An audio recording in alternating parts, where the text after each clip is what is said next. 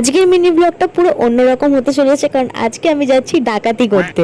আর ডাকাতিটা কোথায় করতে যাচ্ছি চলো শেয়ার করি। ডাকাতি করতে যাওয়ার জন্য আমার হেল্পারও চলে এসেছে, এখন ম্যাপ মারছে।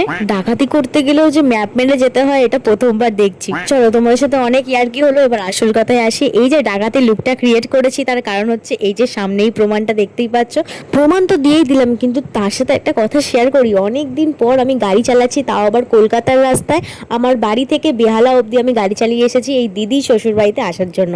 অ্যাকচুয়ালি আমি যে গাড়িটা নিয়ে এলাম সেটা হচ্ছে আমার দিদির গাড়ি, তাই দিদিকে এখানে দিতে এসেছিলাম। আর দিদি গাড়িটা এখন এখান থেকেই চালাবে, আর আমার তো চালানো হয় না, খালি এই মানুষটার জন্য।